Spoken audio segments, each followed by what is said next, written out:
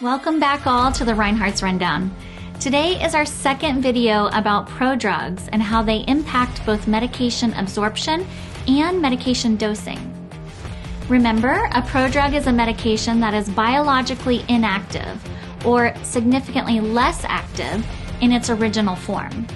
The drug remains inactive until it enters our body, where it gets converted to its active form through chemical processes. It also helps here to discuss the concept of bioavailability. Now, sometimes we ingest medications that really don't absorb that well or aren't very soluble. This results in what we call poor bioavailability.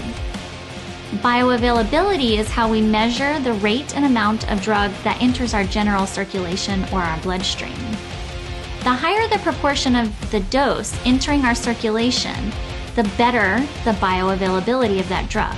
In general, we want bioavailability to be high so that we can ingest a lower medication dose overall to treat our patient. A classic example is valacyclovir, brand name Valtrex. Valacyclovir is an antiviral medication used to treat viral infections and things like cold sores or shingles. It is a prodrug, and it is converted by the body to the active form acyclovir. Now, acyclovir has been around a long time, and we could just take acyclovir instead, right? The benefit here to valacyclovir is that it has much better bioavailability, and we can actually use less drug to achieve the same blood levels that we could with high doses of acyclovir. For example, valacyclovir at a dose of 250 milligrams 4 times a day generates the same blood levels as acyclovir 800 milligrams 5 times a day.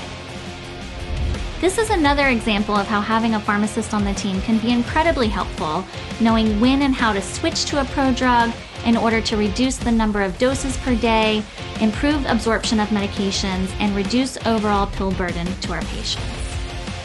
That's the Reinhartz Rundown. We'll see you next week.